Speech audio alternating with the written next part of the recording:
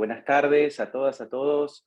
Espero se encuentren muy bien. Muchas gracias por asistir a estas jornadas. Gracias al Centro de Graduadas y Graduados de la Facultad de Derecho de la Universidad de Buenos Aires por eh, permitirnos exponer los resultados del proyecto de investigación que dirigiera junto con la codirección de la doctora Natalia Torres Santomé en el Instituto Gioja de esta facultad, el proyecto de CIT, la protección de los consumidores en el entorno digital, proyecto de investigación que desembocó en la obra que también hemos lanzado y que presentamos también en esta casa, protección de los consumidores en el entorno digital, editado por la editorial El Derecho. Como ustedes saben, los entornos digitales son espacios vibrantes, dinámicos, y que en los últimos tiempos tienen una actualidad significativa, actualidad que el tiempo de pandemia ha puesto especialmente de relieve y que ha incidido en nuestras vidas en diferentes ámbitos, y que las relaciones de consumo no están exentas de esas incidencias. Es por eso que en este marco hemos intentado delimitar aquellos impactos que tiene los entornos digitales en las relaciones de consumo, establecer normas, principios para la responsabilidad de los operadores que operan en los entornos digitales, y analizar también diferentes circunstancias que se ven desplegadas en los entornos digitales. La telemedicina, los juegos en red, las operaciones con criptoactivos, el fenómeno de la fintech, las plataformas de marketplace, el fenómeno del turismo en los entornos digitales, el sistema Uber y otras operaciones de transporte similares. Son algunos de los ejemplos que son desarrollados en esta obra y que en la jornada de hoy vamos a intentar ilustrar con algunos de los expositores que van a ser parte de esta jornada.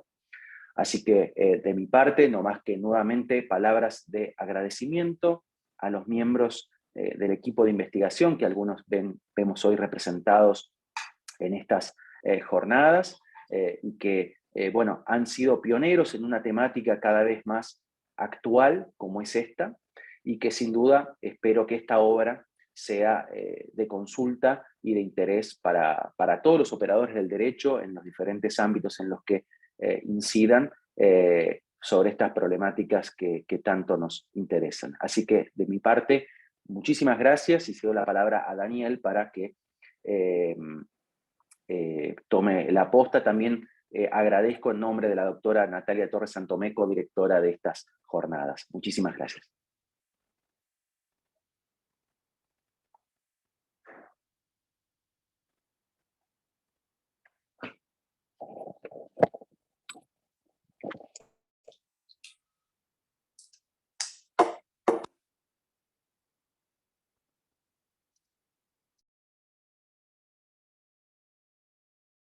Daniel, estás con el micrófono apagado.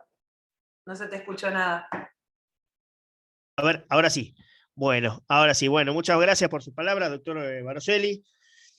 Bueno, vamos a arrancar con los distintos expositores el día de esta jornada. Bueno, va a arrancar Débora Tatiana Marjaba, le cedemos la palabra. Adelante. Adelante, doctora. Hola, bueno, buenas tardes. Gracias a todos y a todas por acompañarnos. Este trabajo, o sea, nosotros compartimos un grupo hace muchos años, quizá algunos ya lo saben, y en particular este trabajo colectivo es el que a mí más me gustó. Lo empezamos en un momento donde, o sea, cuando lo empezaron a pensar los directores y todos propusimos ideas, no teníamos en cuenta que nos esperaba una pandemia. Así que, bueno, nada, cuando empezamos a trabajar, muchas cosas se replantearon, otras cosas las reelaboramos, y la verdad que que nada, que más allá de lo que pasamos todos en este tiempo, fue muy lindo poder seguir compartiendo este proyecto. El tema que elegí hoy, básicamente, es el que trabajo hace un tiempo y tuve también la suerte de poder compartirlo con Sebastián, y básicamente es algo que ahora es también muy popular y en el momento de que lo empezamos a analizar no se había desarrollado tanto, por lo menos en nuestro país, y es la publicidad efectuada por medio, yo siempre digo por medio de influencers.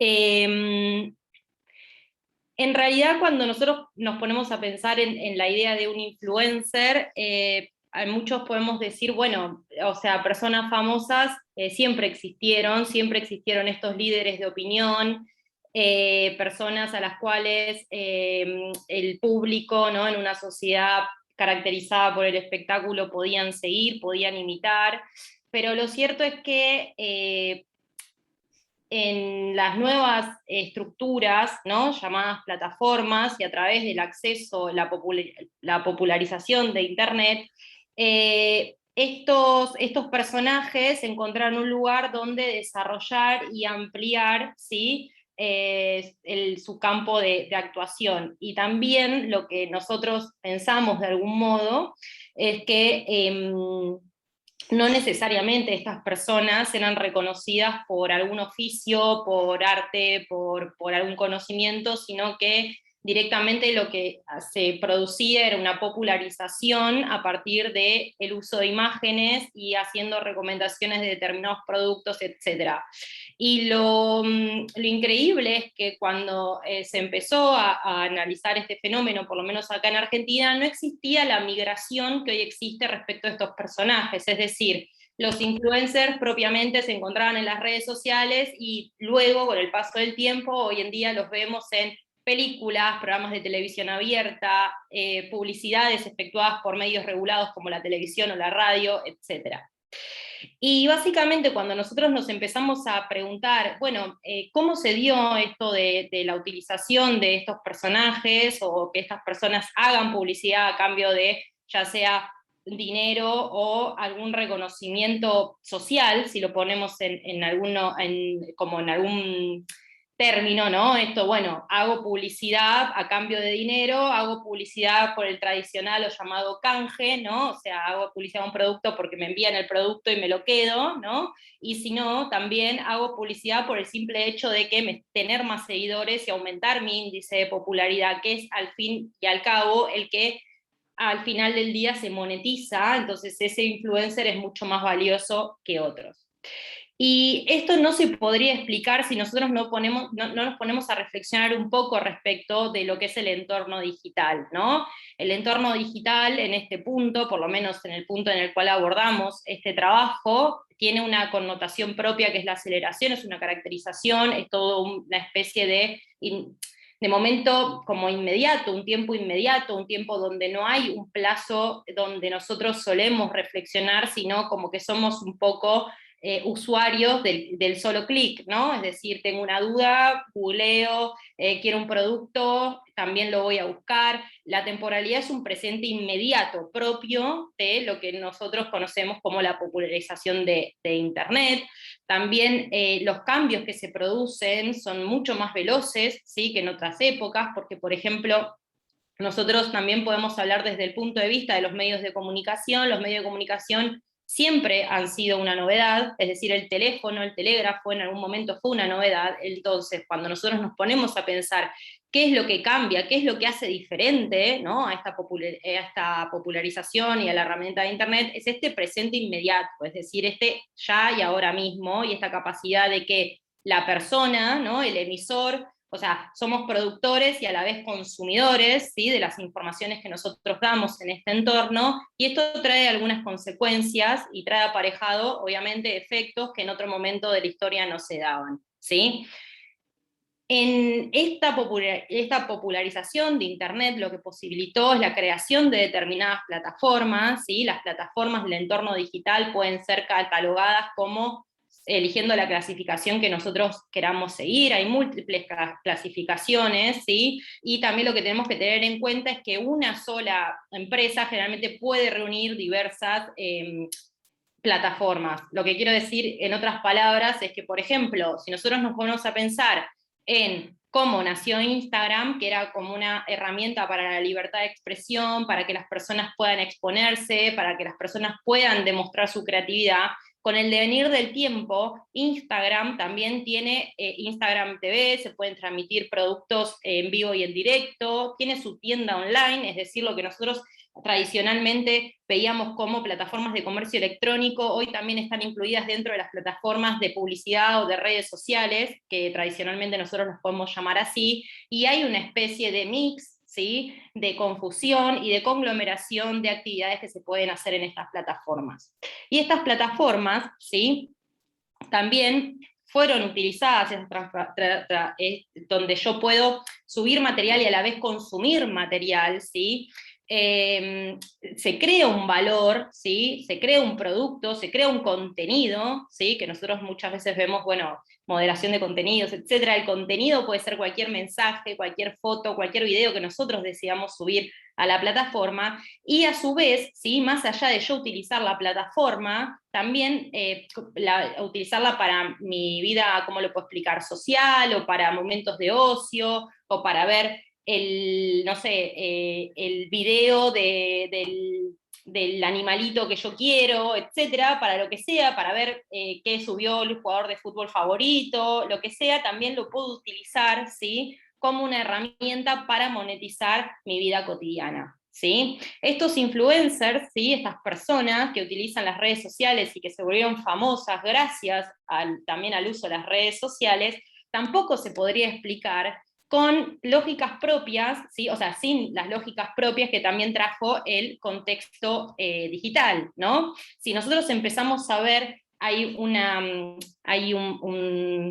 trabajo que por lo menos a mí me gustó mucho, de una antropóloga que explicaba la idea del show del yo, ¿no? Es decir, cómo a través de la historia el ser humano, ¿sí?, desde el diario íntimo, es decir, desde la custodia de la vida privada, de la intimidad, pasó a exponerse, ¿sí?, y no solo teniendo determinada popularidad, sino como que cualquiera de nosotros, cualquier persona de carne y hueso, podía empezar a mostrar lo que hacía, ¿sí? Esta social espectáculo, este nuevo show del yo, ¿sí?, devino en mostrar 24/7, porque el medio digital, la lógica del medio digital es la continuidad, es decir, se exige que se suba contenido las 24 horas del día y todos los días de la semana, ¿sí?, para captar a seguidores, ¿sí?, y esos seguidores que consuman lo que nosotros recomendamos, si es el caso de que fuéramos influencers, ¿sí? Lo que es interesante también de este paso, ¿no?, de esta popularización, es la pregunta que se hicieron muchos autores, es, bueno, ¿para qué se usan, ¿no?, estos influencers también? Porque a la vez, o sea, ellos son un medio, ¿no? Ellos hacen publicidad, ahora vamos a ver qué tipo de publicidad, hacen publicidad en un medio, ¿sí? Pero también lo que se ha sostenido es que muchas veces a este influencer quizá se le paga menos que a una modelo, que a un modelo, generalmente utilizado para la publicidad, y a la vez realizan publicidad nativa, ¿sí?, que no es posible de ser captada por determinados programas que nosotros podemos tener y descargar para bloquear publicidad, ¿sí? Entonces, esta publicidad nativa que se hace a través de las redes sociales con estos influencers, generalmente tiene otro tipo de llegada al consumidor. ¿Y por qué digo generalmente tiene otro tipo de llegada? Por varias cosas. La primera ya la dije, que es que esta publicidad nativa lo que hace es escaparse de estos programas que nosotros podemos tener para bloquear determinado tipo de publicidad, es decir, yo tengo descargado un programa en mi computadora que lo que hace es bloquearme el cartelito que me aparece de, por ejemplo, una determinada compañía de viajes para ofrecerme un pasaje, ¿sí? Ahora, si yo voy a mi Instagram, ¿sí?, y veo a una influencer o a un influencer que yo sigo, ¿sí?, no sé, en en el destino que yo googleé, lo cierto es que eso no se va a poder bloquear porque eso es contenido y es publicidad nativa, ¿sí? Es decir, ingresa a la esfera y a la mirada del consumidor desde otro lado. Otra cuestión que hay que tener como muy relevante de este tipo de publicidad es que generalmente se trata de buscar a estos personajes, ¿sí? Porque tienen, o sea, son más parecidos a nosotros. ¿Qué quiero decir con esto? Yo no pienso que es ideal, es decir, la lógica sería la siguiente, ¿no? O sea, yo veo a una influencer que yo sigo en determinado lugar de viaje o utilizando determinada cartera, determinado auto o comiendo determinado producto alimenticio, cosa que está regulado y en realidad ahora vamos a ver algunos ejemplos que se dieron respecto a las sanciones administrativas, y yo no lo veo como algo lejano, ¿sí? No lo veo como algo improbable para mi vida. Entonces, como lo siento más cercano, tiene otro tipo de llegada para el consumidor, ¿sí?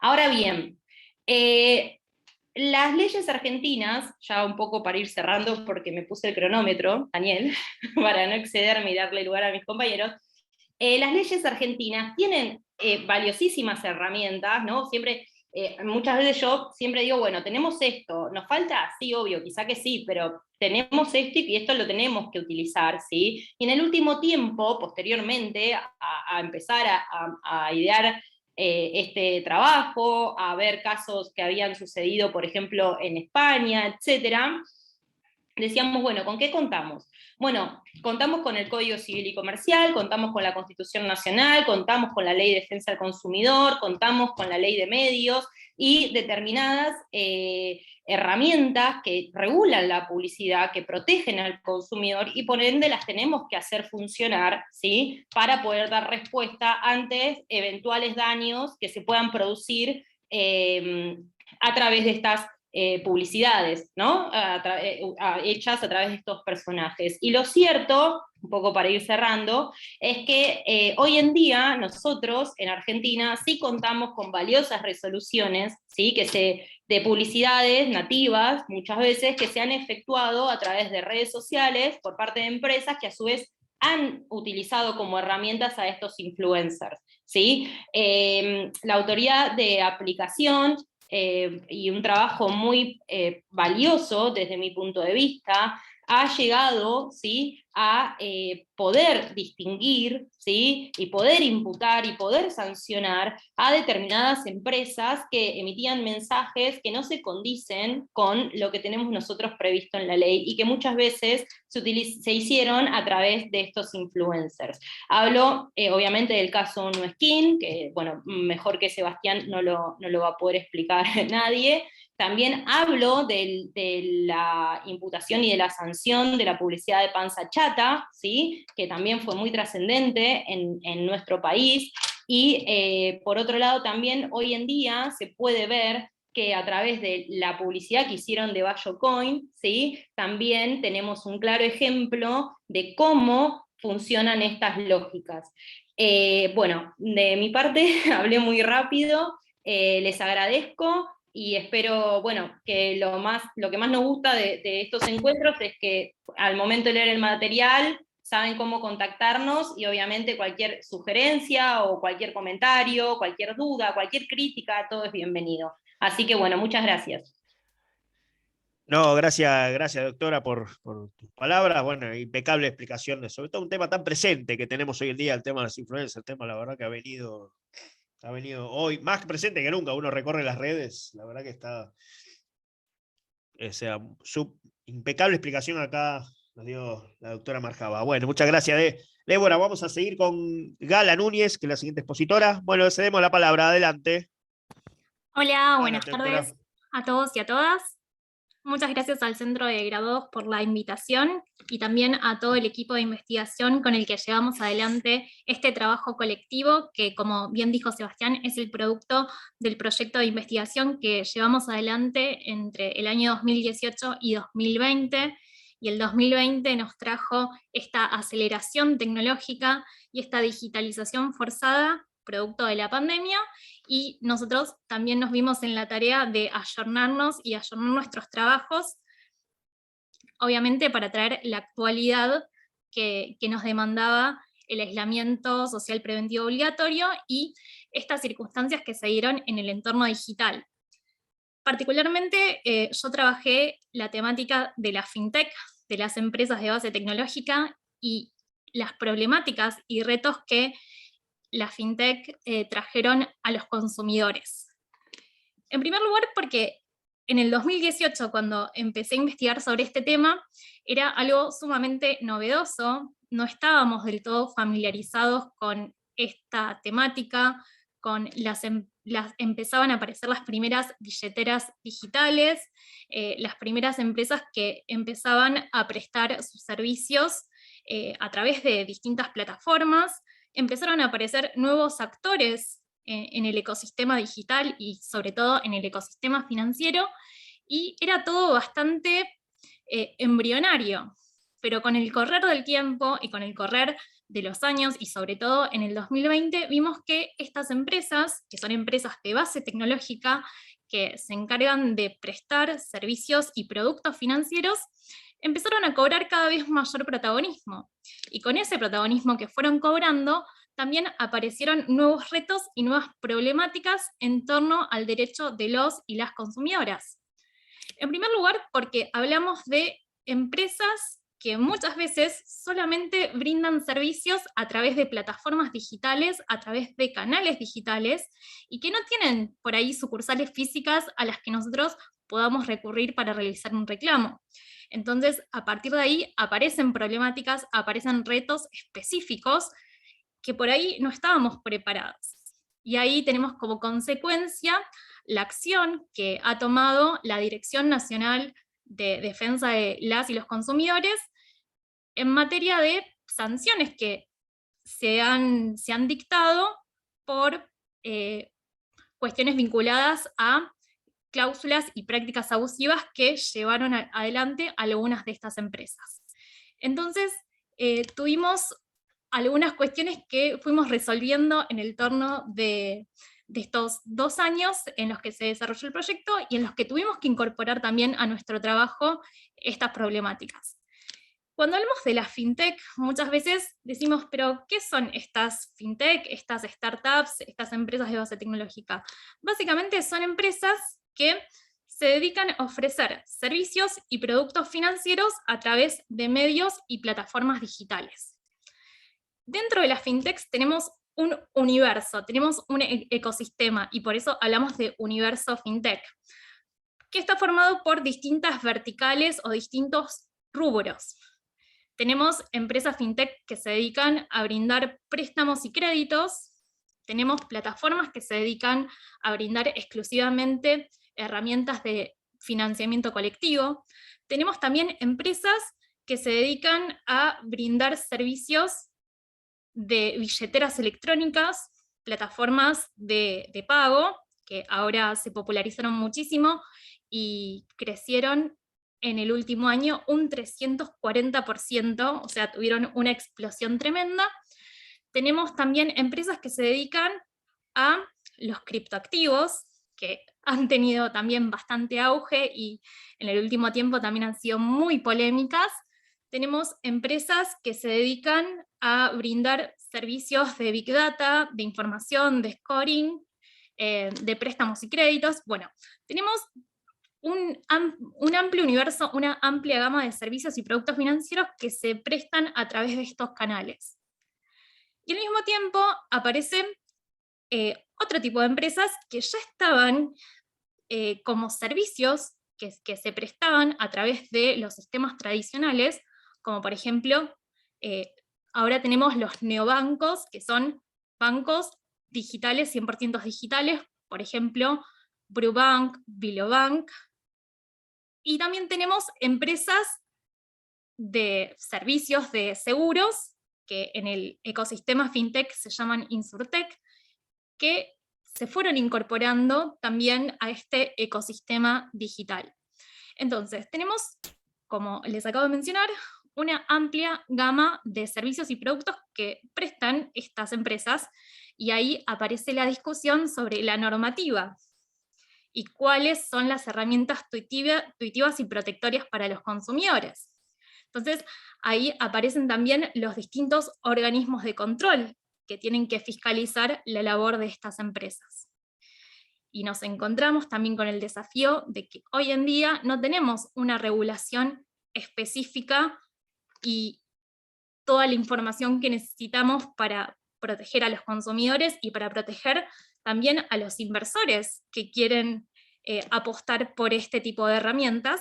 No tenemos un cuerpo normativo que recoja todas las fintechs. Entonces, nuestro desafío, por lo menos en el trabajo, fue hacer un trabajo exploratorio y también introductorio para sentar las bases de qué es lo que entendemos por fintechs, cuáles son las herramientas y las notas distintivas de estas empresas, también las herramientas regulatorias que tenemos, porque en un principio se decía que las fintechs se encontraban en un estado de orfandad normativa, y esto no es así, porque las bases del derecho, los principios generales y el derecho de fondo es aplicable de todos modos, y también hay normativa específica vinculada a cada una de las distintas verticales que también se aplica en cada caso concreto, y eso, bueno, se desarrolla de manera más pormenorizada en el trabajo que nosotros desarrollamos y que seguimos desarrollando, porque si bien este trabajo que nosotros venimos a presentar hoy sobre consumidores en el entorno digital tuvo lugar en el marco de un proyecto de investigación que ya finalizó, estamos en otro proyecto de investigación en el que intentamos darle continuidad a esto y profundizamos sobre estos aspectos, porque en aquel momento identificamos estas problemáticas que teníamos vinculados a la falta de una regulación específica o a las problemáticas que se daban, por ejemplo, en torno a los consumidores vinculados a partir de, por ejemplo, la falta de información, que es también una de las cuestiones más relevantes y más notorias que nosotros vemos en materia del derecho de los consumidores, porque muchas veces estas empresas, que son de base tecnológica, nos ofrecen a nosotros como consumidores, como usuarios, la posibilidad de poder adquirir determinados bienes y servicios, pero no nos brindan la información de manera comprensible, de manera clara y de manera detallada que nos permita a nosotros tomar una buena decisión como consumidores o como usuarios. O muchas veces nos brindan información inexacta o parcial, y eso trae sus consecuencias. O como había mencionado recién Débora, pueden brindarnos información que da lugar a confusión a través de distintos tipos de prácticas de publicidad, como ya mencionó el caso de BayoCoin. Entonces ahí aparecen otros retos y otras problemáticas que nosotros como operadores jurídicos tenemos que intentar dar respuesta. Entonces tenemos eso por un lado, y tenemos que seguir profundizando, porque aparecen estas prácticas abusivas, pero también esas prácticas abusivas pueden derivar en delitos. Y hace un ratito había visto una pregunta vinculada a las estafas bancarias, que en el marco de la fintech también se han dado casos, no de estafas bancarias porque no se trata del sistema bancario, forma parte del sistema financiero, pero no del sistema bancario propiamente dicho, salvo las verticales vinculadas a la banca digital, pero también se han dado casos de aprovechamiento y uso de información para cometer prácticas fraudulentas. Entonces, ¿qué respuesta damos nosotros como operadores del derecho frente a esas situaciones anómalas que se dan y que afectan de manera irreversible muchas veces a los consumidores? Porque estas empresas muchas veces no se quieren hacer responsables, pero el derecho del consumidor es claro al hablar de la responsabilidad. Entonces, la discusión que también se tiene que dar en el marco del entorno digital es quién tiene la responsabilidad. Y no perder de vista de que el consumidor es un actor fundamental que tiene una tutela específica y una tutela agravada por su situación estructural de vulnerabilidad. Entonces, estas son las discusiones que nosotros intentamos dar cuando hablamos de entorno digital, cuando hablamos de fintech, con estas herramientas, con estos productos, con estos servicios específicos que tienen esta calidad de especialidad, de especificidad y de complejidad que tenemos que tener en cuenta al momento de regular y de tratar. Entonces, intentamos también hablar un poco de eso, de la educación financiera como una herramienta protectoria, de la información, de la educación, y de todas estas cuestiones que después, en un futuro proyecto que estamos desarrollando, vamos a profundizar en cuestiones vinculadas al cibercrimen y las herramientas protectorias que tienen que ver con la ciberseguridad y que ya escapan un poco al derecho del consumidor, pero que hacen también al derecho que tenemos todos como titulares también de datos personales y bueno, que están embebidas en esta problemática. Así que esa es mi presentación. Si quieren profundizar sobre este tema, voy a dejar mis datos de contacto, porque tengo muchísimo material, me gusta mucho, y también quiero agradecer al director y a la codirectora por haberme dado la posibilidad de seguir indagando y seguir investigando sobre estas problemáticas que son tan actuales y que creo que estamos todos involucrados.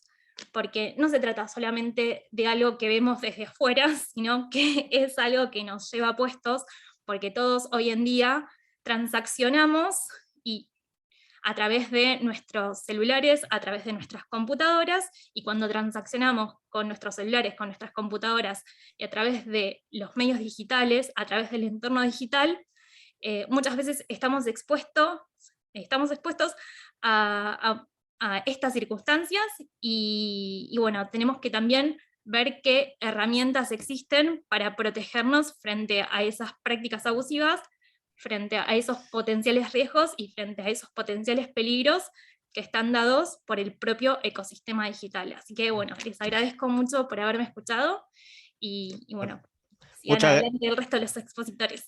Muchas gracias por tus palabras, Gala, muy excelente explicación sobre un tema algo tan presente. Mira, justo encima te están llegando preguntas acá.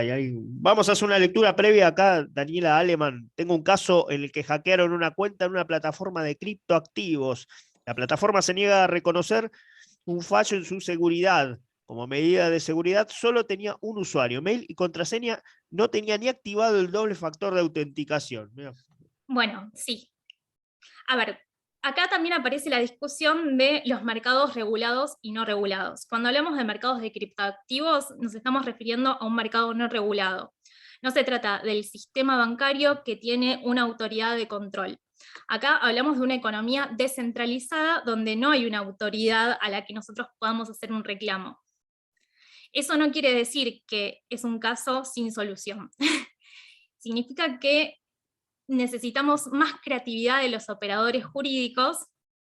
Ay, me encanta el gatito de Mariana Fernández. Perdón. Necesitamos más creatividad de los operadores jurídicos y también nosotros como abogados darles las herramientas que les permitan también aplicar los principios básicos del derecho, que tienen que ver con el principio de primacía de la realidad, por ejemplo, o la aplicación de cuestiones que hacen a la protección de los consumidores y a su tutela. Muchas veces las plataformas de criptoactivos no se van a querer hacer cargo, claramente, y van a desconocer cuestiones vinculadas a la seguridad. Pero existen herramientas para poder darles una vuelta de tuerca. Primero, hay que ver en qué fuero se va a llevar adelante la discusión, porque acá tenemos el fuero comercial, que está dada por la actividad transaccional que se da en el marco de este tipo de transacciones, y también está la cuestión vinculada al derecho penal, que tiene que ver con esta con este fraude. Entonces hay que tomar medidas vinculadas a, primero, preservar todas esas herramientas o toda esa evidencia digital para que no se pierda, y buscar también los elementos básicos para el convencimiento de los jueces que van a llevar adelante estas Disculpa, causas. vamos redondeando. Sí, así después hacemos lectura de las preguntas. Pero sí, lo hacemos al final, pero Sí.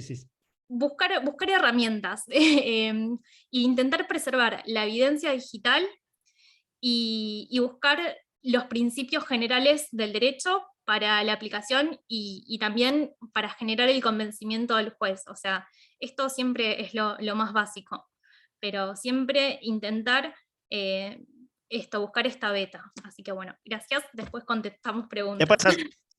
No, excelente, muy súper claro. Bueno, hay una pregunta. Después vamos a hacer una lectura al final, así vamos avanzando con los expositores, por si alguno también tiene apuro. Vamos a seguir con Yamira Castañola, le damos la palabra, le hacemos la palabra.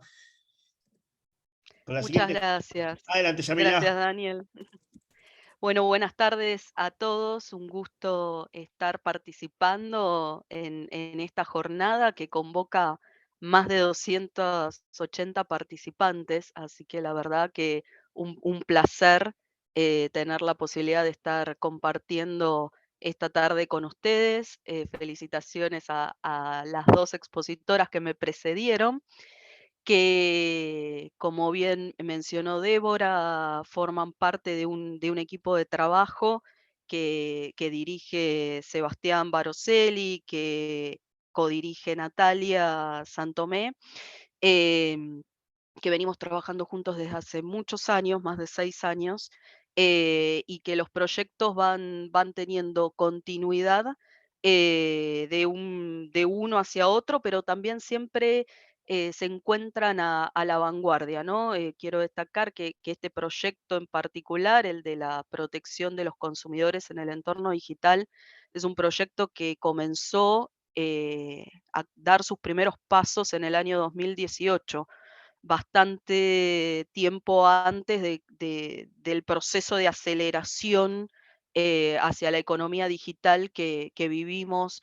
como consecuencia natural de la pandemia y de las restricciones que existieron a nuestra circulación durante el año 2020. Así que feliz de estar formando parte y contarles brevemente en qué hemos participado. En mi caso puntual, la participación estuvo dada en una temática de debate donde intentamos, junto con Débora, con Gala y con Julieta, con quien conformamos un subequipo de trabajo, plantear algunos interrogantes y posibles respuestas a las tensiones que se dan entre el derecho de los consumidores y el derecho de la propiedad intelectual en los entornos digitales. Y en ese sentido, creo que ninguno de nosotros puede desconocer el hecho de que las transformaciones del entorno digital y la aparición de nuevas herramientas tecnológicas han formado una nueva manera de crear y proteger los llamados bienes culturales, y que han traído determinados impactos en el marco de los derechos de creación y de protección de estos bienes culturales, no necesariamente negativos, pero que sí nos exigen una reflexión. Entre esos impactos, quizás nosotros podamos destacar el hecho de que Internet ha permitido a lo largo de los últimos 10, 15 años aumentar el consumo de bienes culturales y la producción de bienes digitales, ¿no? Incluso en este momento estamos viviendo una explosión de los NFT, de la posibilidad de adquirir obras o bienes culturales a través creaciones digitales, de los tokens digitales para adquirir bienes.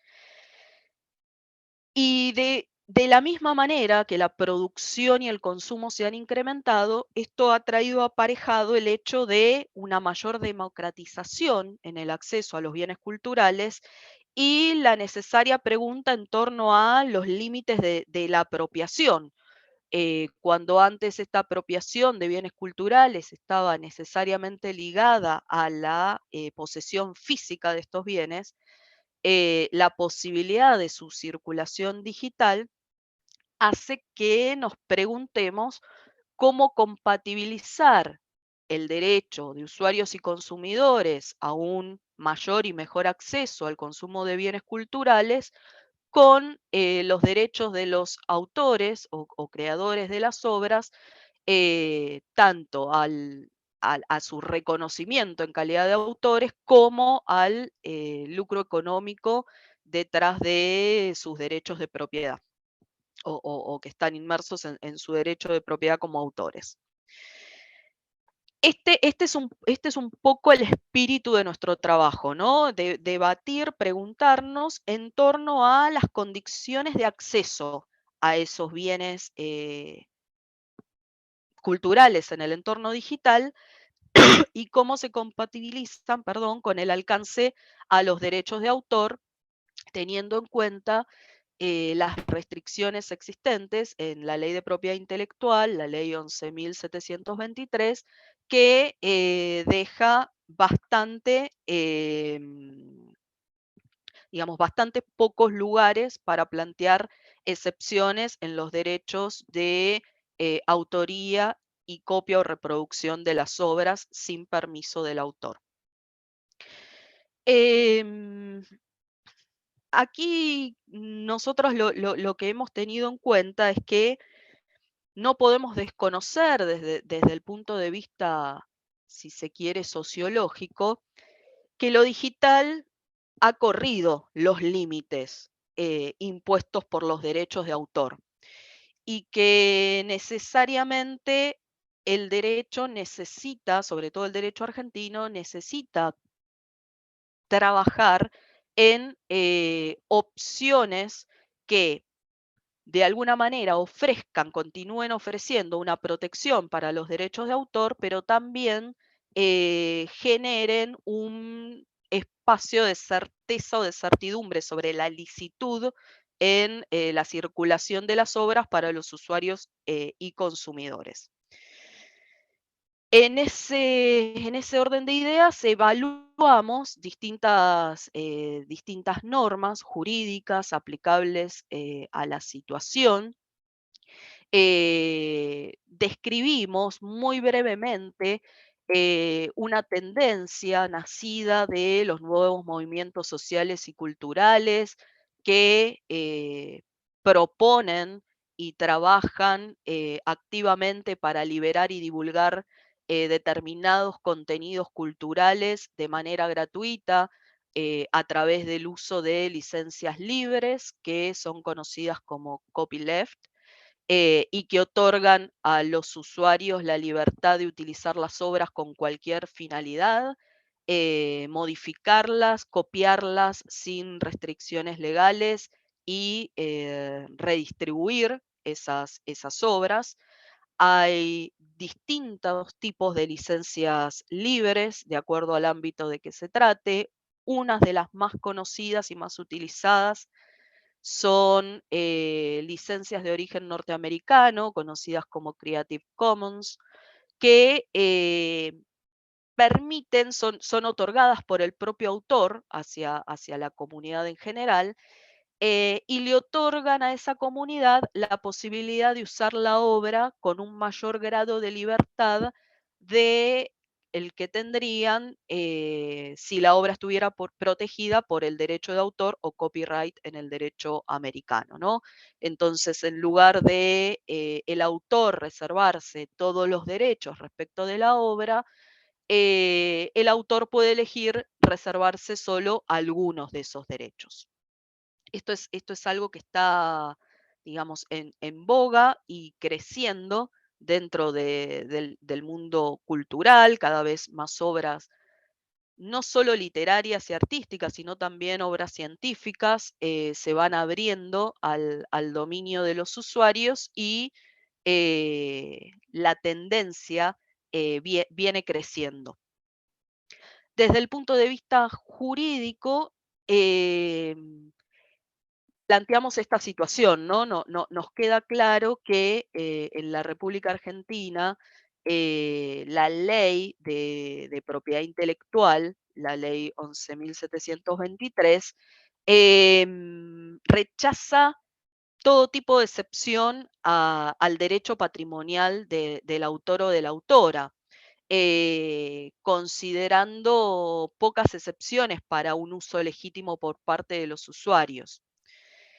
En ese punto de vista, nosotros lo que hemos propuesto en nuestro trabajo es repensar esas limitaciones, ampliarlas, de forma tal de que pueda haber mayores situaciones en las que se les reconozca a los usuarios un interés legítimo para utilizar las obras protegidas sin la autorización del autor, armonizando esa tendencia con un instituto del derecho norteamericano, que es la doctrina del fair use, según el cual si cumplimos determinados requisitos, la obra del autor o de la autora va a poder utilizarse, incluso reproducirse sin la autorización, ¿no?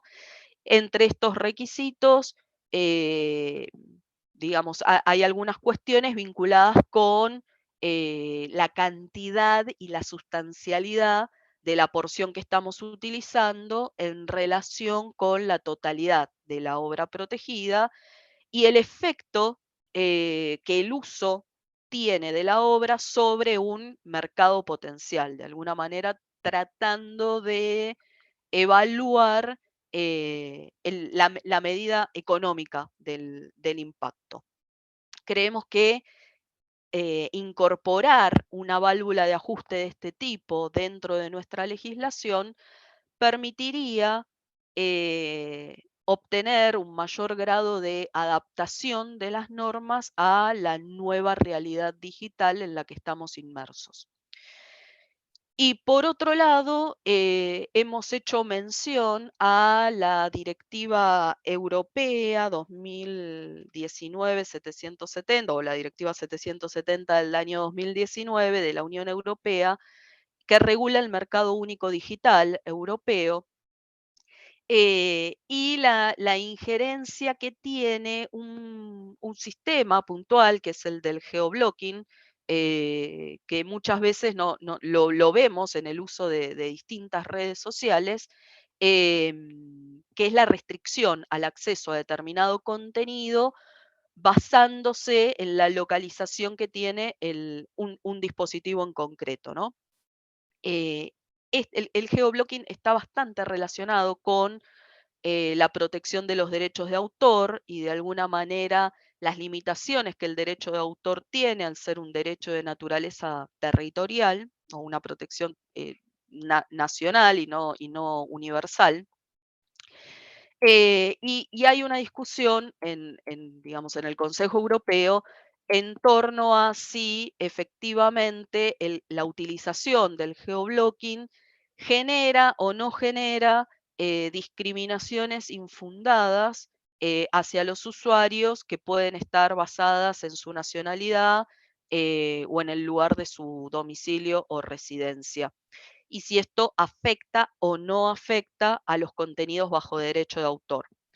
Todavía digamos, la prohibición que existe a utilizar este tipo de estrategias no alcanza a aquellos derechos que están protegidos bajo el derecho de autor, pero la discusión está planteada en paralelo a esta cuestión de pensar en la democratización y en la necesiva o la decisiva inclusividad que viene de la mano de democratizar el acceso a los bienes culturales, ¿no? Una sociedad con mayor acceso a bienes culturales es en definitiva una sociedad más inclusiva. Como a modo de conclusión, digamos, nosotros hemos dejado planteado el debate, hemos tratado de poner en palabras la tensión existente entre, por un lado, la protección del acceso al consumo, que es otra de las caras del derecho de los consumidores, y los derechos de la propiedad intelectual. Creemos que el Estado debe regular el acceso a los bienes y servicios culturales dirigidos al público en general, garantizando su accesibilidad, su razonabilidad, la no discriminación y la equidad en el acceso a estos bienes y servicios, y pensamos que morigerar las normas vinculadas con el derecho de autor en el sentido que planteé previamente, podría ser una estrategia a asumir a los fines de compatibilizar ambos derechos.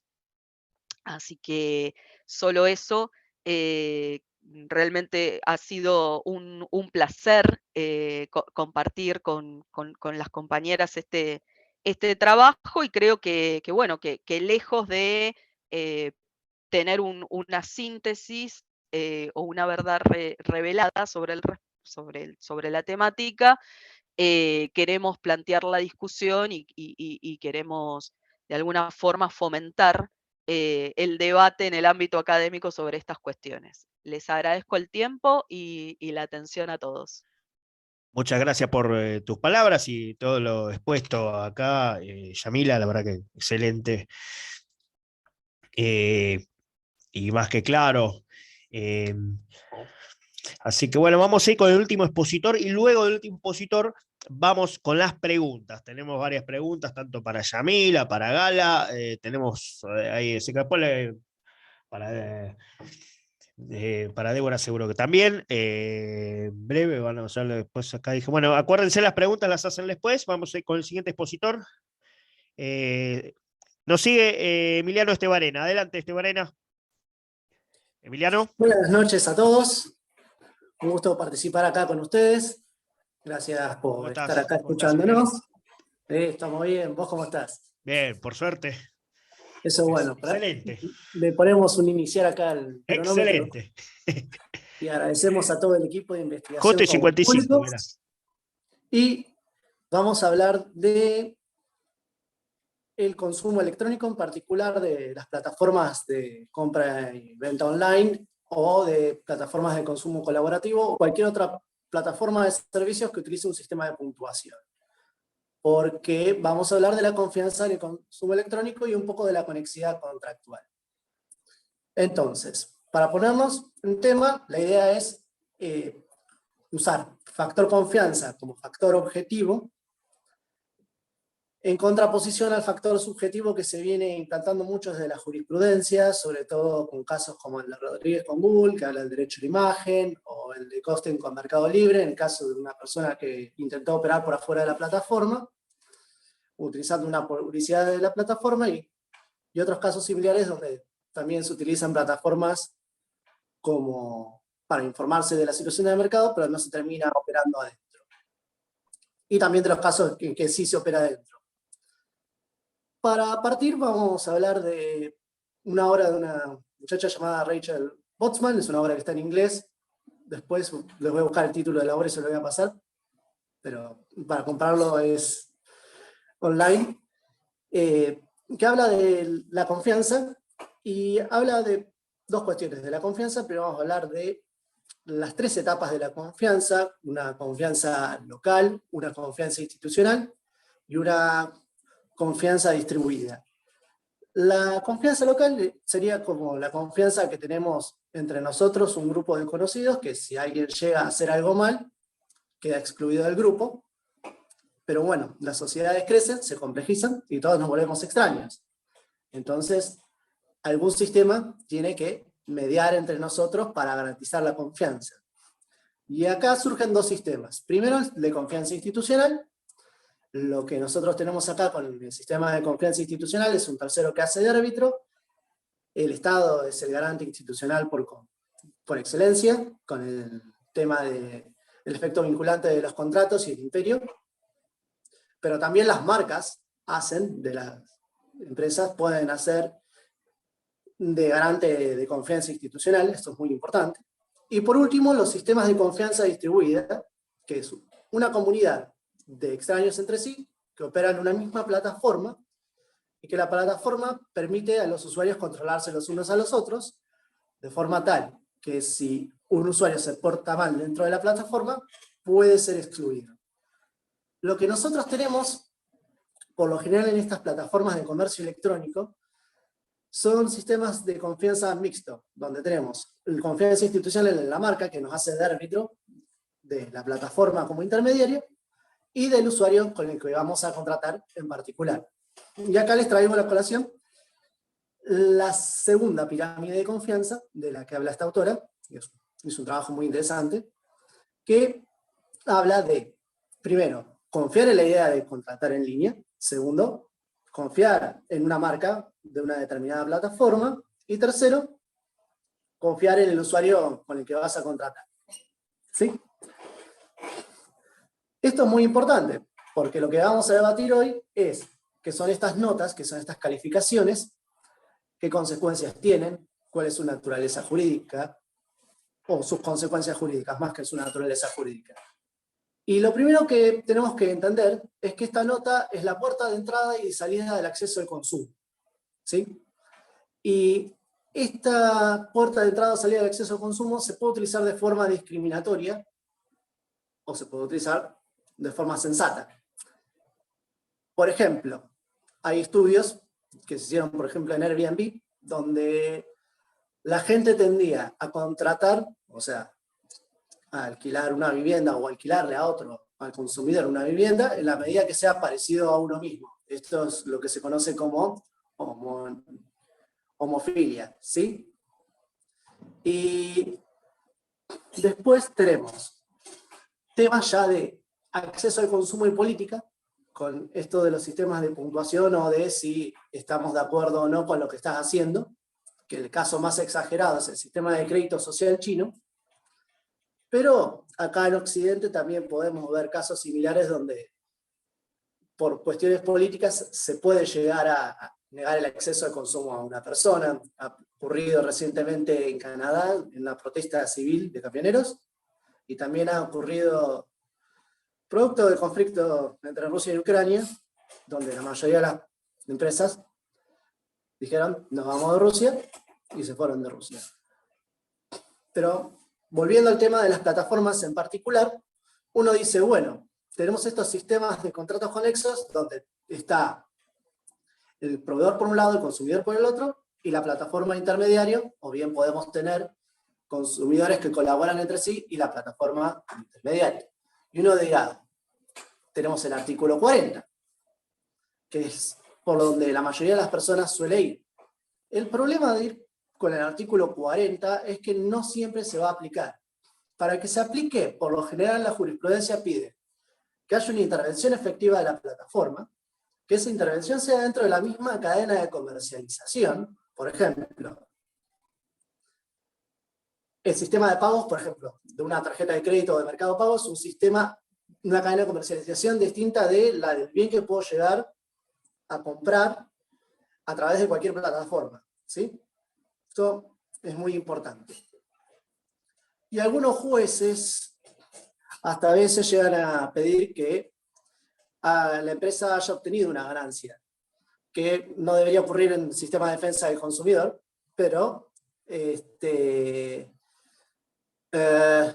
después debatimos lo de la guerra. Solamente lo traje como ejemplo, de que pueden cortarle a uno el acceso al consumo. Después podemos debatir si es lícito o no. Es otro debate completamente ajeno a lo que estoy exponiendo. Solamente lo dije de ejemplo. Y ¿en qué estaba? Y el problema que tenemos con el artículo 40 es que a veces el conflicto no se da dentro de la cadena de comercialización, sino más bien en las condiciones de contratación.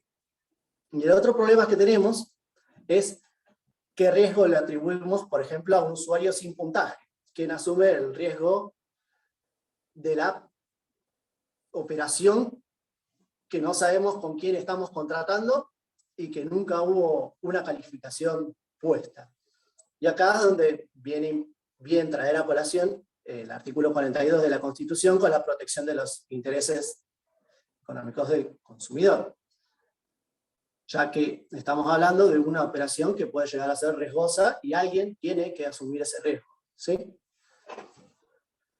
Pero otro punto importante a la hora de analizar estos sistemas de puntuación y en el comercio electrónico tiene que ver con el derecho a la información, con la lingüística y con las condiciones generales y particulares de contratación y las representaciones. Nosotros sabemos que cuando consumimos en alguna de estas plataformas vamos a tener por un lado los términos generales de contratación y por el otro las condiciones particulares. Y nosotros tendemos a pensar que las condiciones particulares las hace solamente el oferente, que se puede ser un usuario proveedor o un usuario consumidor colaborativo. Pero ojo que esto se hace en el marco de una plataforma, y la plataforma a veces intermedia en la forma en que se presenta la información, y muchas veces la información que se presenta es información paraverbal, como por ejemplo el sistema de puntuación es una información paraverbal, y mucha de esta información paraverbal tiene un peso significativo mayor en la conciencia del consumidor que la palabra escrita, y esto es así en toda la historia de la lingüística. Entonces, lo otro que también puede ocurrir es que la misma plataforma diga, este usuario es líder en mi plataforma. Entonces, o que dé garantías en favor de un proveedor o un usuario en particular. Entonces, todo esto hay que sopesar. Y lo otro que tenemos que sopesar es cómo vamos a interpretar el mensaje de una determinada puntuación. Pensemos en 4 estrellas. Porque lo podemos interpretar en 3 direcciones.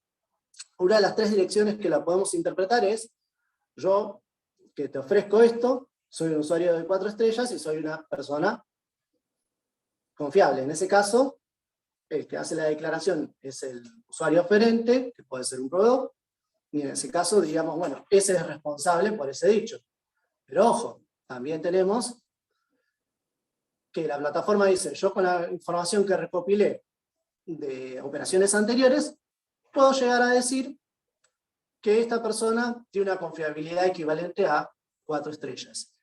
Ahí es el que está hablando, emitiendo el mensaje, es la plataforma, que es la que está haciendo la representación de confiabilidad de un usuario, de la cual nosotros confiamos y actuamos en base a ello.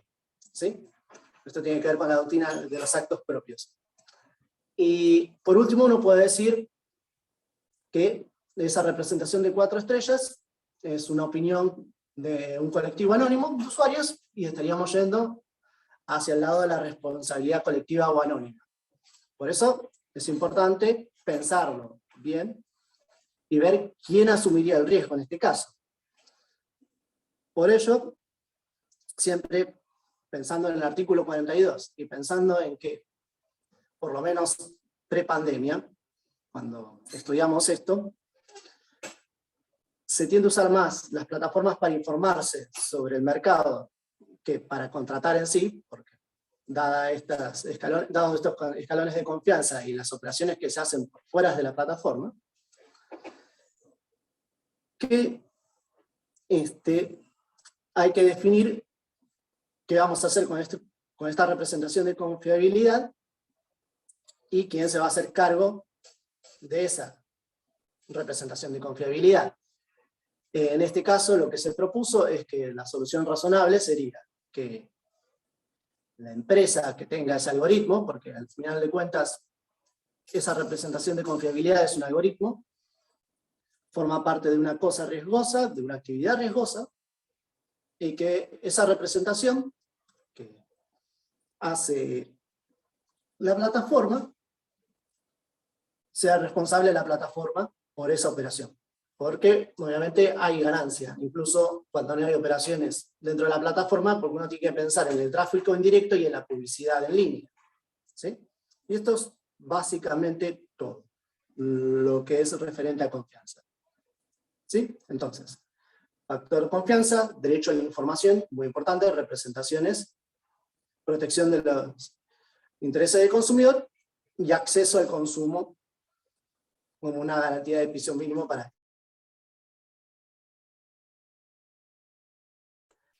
A ver. Emiliano. Se trabó, no sé si se el problema con la conexión. A ver, Emiliano. Hola.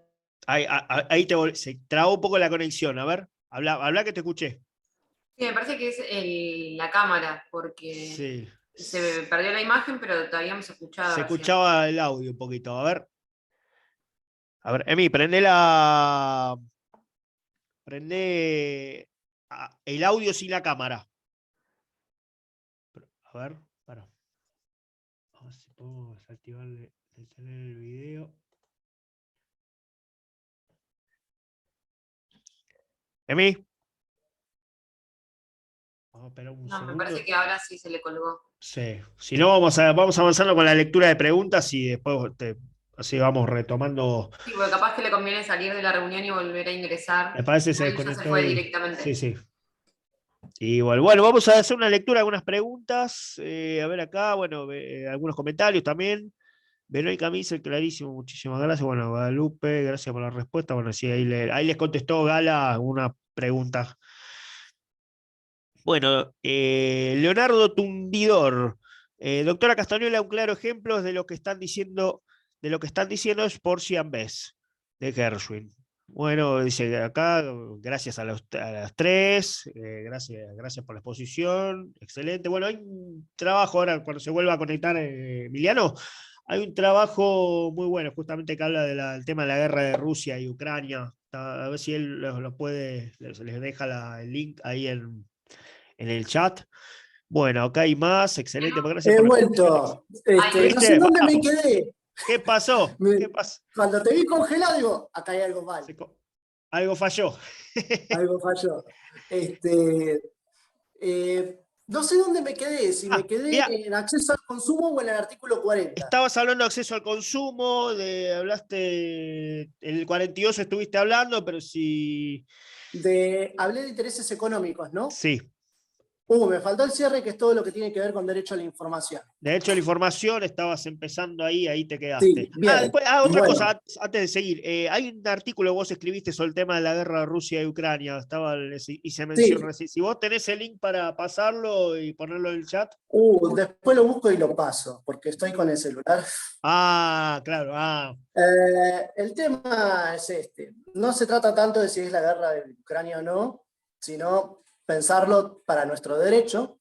¿Qué sucedería si las empresas se van de nuestro país y nosotros tenemos como consumidores acceder al consumo? ¿Y cómo se aplicaría en este caso, por ejemplo, la ley de abastecimiento? ¿Y hasta qué punto son las acciones de boicot, desinversión y sanción, que es lo que se aplicó en este caso, legítimas o no? Es sopesar eso, básicamente. Después, bueno, en cada caso particular uno dirá, acá es correcto, acá no es correcto. Es esa la idea básica de pensar el acceso al consumo y la política, en casos extremos. Pero obviamente sí, en una guerra va a haber violaciones sistemáticas a los derechos humanos, es esperable, pero ojalá Dios quiera que haya paz, pero esto lo veo complejo, lo veo para largo. Dada el conflicto que hay entre OTAN y Rusia, va a sufrir Ucrania. Bueno, volviendo a la exposición, estábamos hablando de las plataformas de comercio electrónico y quería hablar del derecho a la información y las representaciones.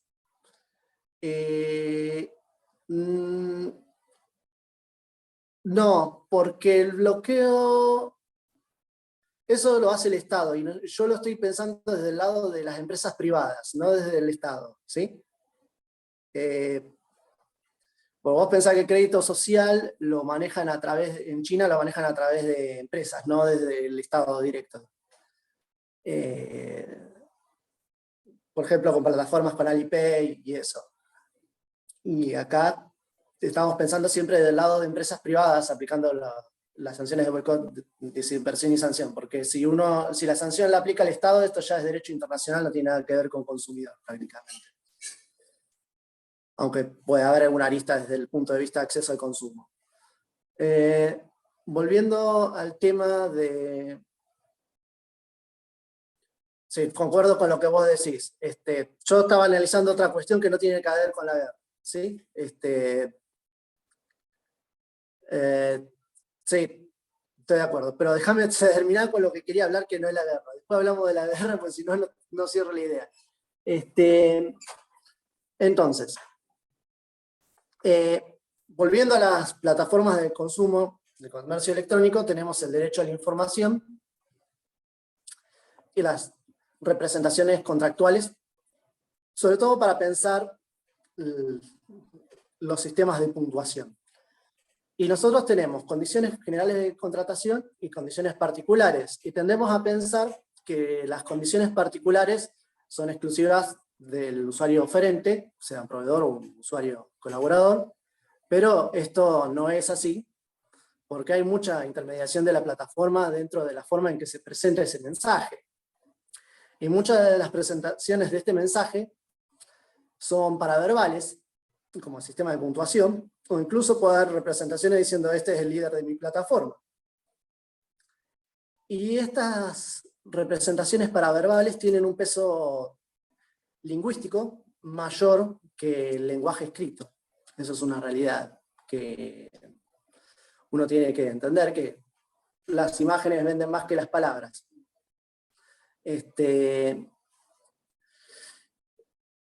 Y lo importante acá es interpretar el sistema de puntuación. ¿Qué significa el mensaje de 4 estrellas, por ejemplo? ¿Quién lo dice? Lo dice el usuario que hace la oferta diciendo tengo 4 estrellas y soy confiable. Entonces es responsable el usuario que haga esa representación, o es responsable la plataforma que recopila los datos y dice tengo 4 estrellas, este usuario se comportó de forma tal que podemos decir que su comportamiento es equivalente a 4 estrellas, o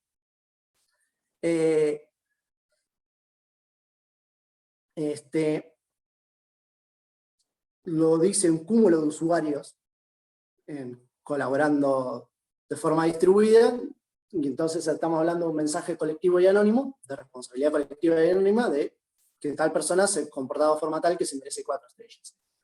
Entonces, como tenemos a 3 personas a quien, o 3 grupos de personas a quienes hacer cargo de determinada representación que se puede condecir o no con la realidad, ahí entonces tenemos que preguntarnos si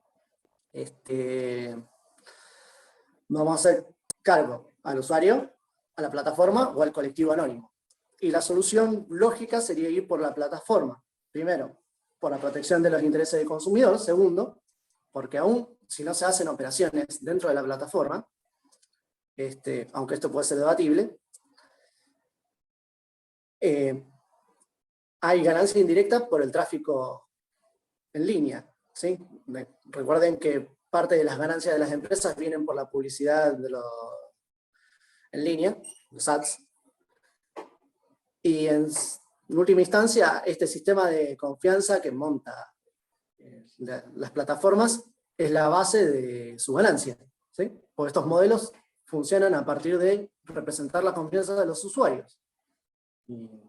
Porque la verdad es que nosotros no contrataríamos con extraños si no hay un intermediario en el que confiemos que me diga, este es bueno. ¿Sí? Entonces, con eso concluyo todo lo que era referente al trabajo, y si quieren después debatimos cuestiones particulares. Muchas gracias por todo lo expuesto, Emiliano. Así que bueno, impecable todos los expositores hoy, la verdad que han dejado claro y ha llevado, vean las preguntas que van haciendo, los comentarios. Bueno, quienes tengan preguntas pueden ir formulando las que quieran, acá estamos a disposición.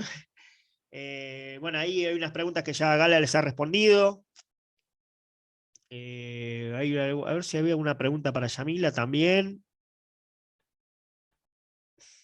Creo que no hay otra, ahí hay una nueva pregunta. Bueno, muy claro, Emiliano, gracias. Me pone Graciela Espósito. Excelente jornada, Leandro Boero. A ver, alguna más pregunta, alguna cosa más. Bueno, hay preguntas acá que ya. A ver, ahí van llegando preguntas. Muchas gracias. Alba Lorena, dice Alba Lorena Chávez. Muchas gracias, doctor, muy claro, excelente ponencia. Muy bien, acá van llegando los saludos. Carla Ivonne Tejada Oliva. Bueno, Mónica Samaniego, muchas gracias a los expositores, muy claro. Y bueno, parece muchas gracias, Eduardo Nicolás. Acá también ponen. Así que bueno, cualquier consulta que tengan, bueno, acá estamos a disposición. Como pueden ver, esto. No, para hacer. A ver, ahí dice. Hay una consulta. Guillermo Torres. Si realizó una compra a la cual se procedió a transferir el pago y no se recibió el producto. A ver, ¿qué dice? Bueno, hay un caso de la jurisprudencia jujeña que habla de eso. Te aplican daños punitivos. A ver si puedo encontrar el nombre del fallo. Esperame un segundo. Paola Raquel Domínguez. Bueno, dice, la verdad que son temas muy interesantes y que en general siempre. Se me fue.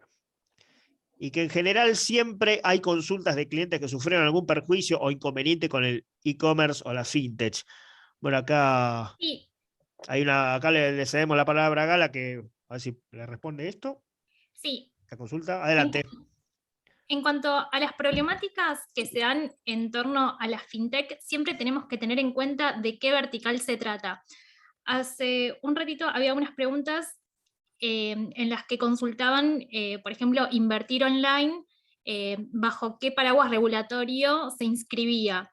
Invertir online, portfolio personal y otras empresas como Bull Market, que tienen sus propias plataformas digitales, se inscriben en el paraguas regulatorio de la Comisión Nacional de Valores.